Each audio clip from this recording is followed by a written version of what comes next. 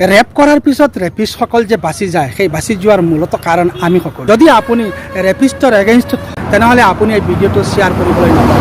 কলিকতাৰ এখন হস্পিটেলত এজন নাৰ্ছক ৰেপ কৰাৰ প্ৰতিবাদত যোৱা 14 আগষ্টত নিশা প্ৰতিবাদ সাব্যস্ত কৰিবলৈ অহা মানুহৰ ওপৰত প্ৰায় 14-15 জনীয়া এটা দুৰ্বৃত্তই দলে হামলা কৰে। ফলত পুলিচে সেই হামলাক বন্ধ কৰিবৰ কাৰণে কন্দুৱা গেছৰ প্ৰয়োগ কৰিবলগীয়া হয়।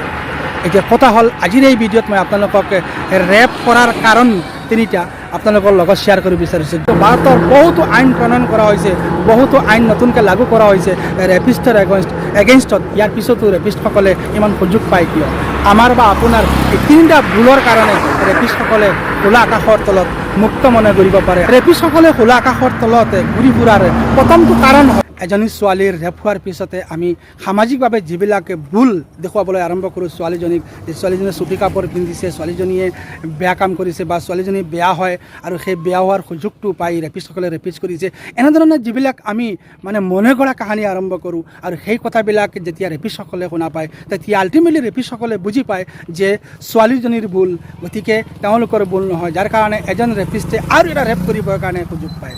দ্বিতীয়টো ভুল হ'ল যে ছোৱালীসকলে নতুন মানুহ এজনৰ লগত ক'ৰবাত কথা পাতিছে বা চুটি কাপোৰ কিয় পিন্ধিছে, ছোৱালীজনী কিয় ঘৰৰ পৰা ওলাই গ'ল, ছোৱালীজনী বেলেগ যোৱাৰ কাম কি, এনেকুৱা ধৰণৰ আমি যিবিলাকে আমাৰ ব্যক্তিগত কিছুমান কথা আমি আৰম্ভ কৰোঁ কোৱা, বা কিছুমান ভিডিঅ' আমি ছ'চিয়েল মিডিয়াত প্ৰচাৰ কৰোঁ যে এজনী ছোৱালী গৈ আছে, পিছফালে ল'ৰাকেইজনে জোকাই আছে, তেনেধৰণৰ কিছুমান ভিডিঅ' আপলোড কৰোঁ। আৰু এই ভিডিঅ'বিলাক আপলোড কৰি আমি এইটো বুজাব বিচাৰোঁ যে এজন ছোৱালী বাহিৰত যাব নালাগে, এজন ছোৱালীয়ে বেলেগ মানুহৰ লগত কথা পাতিব নোৱাৰে, এজন ছোৱালীয়ে চুটি কাপোৰ পিন্ধিব নালাগে।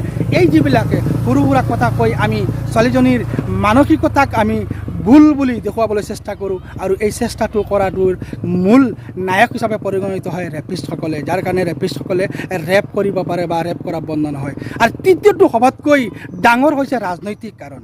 কিয় কৈছোঁ যে গুৰপ্ৰীত ৰাম ৰহিমে প্ৰায় 200ৰো অধিক ছোৱালীক ৰেপ কৰিছিল। জেলত 14 বছৰৰ কাৰাবাস দিয়া হৈছিল, কিন্তু মাত্ৰ 265 দিনৰ জেল শেষ কৰাৰ পিছতে ৰাজনৈতিক মুনাফা আদায়ৰ কাৰণে তেওঁক কি কৰা হৈছিল, জেলৰ পৰা ৰেহাই কৰি দিয়া হৈছিল।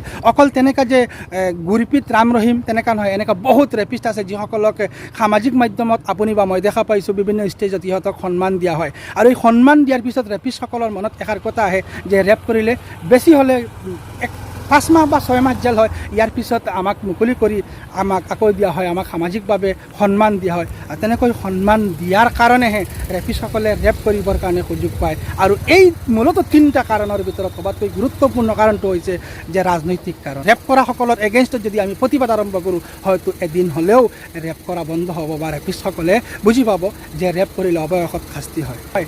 এজন ছোৱালী বা এজন মহিলাৰ জীৱন সুৰক্ষা কৰা আমি পুৰুষসকলৰ হাতত, গতিকে আমি এই ক্ষেত্ৰত অলপ আগবাঢ়ি আহিব লাগিব, নহ'লে এনেকৈ ৰেপ হৈ থাকিব আৰু ৰেপৰ শেষ পৰিণতি একোৱেই নহ'ব।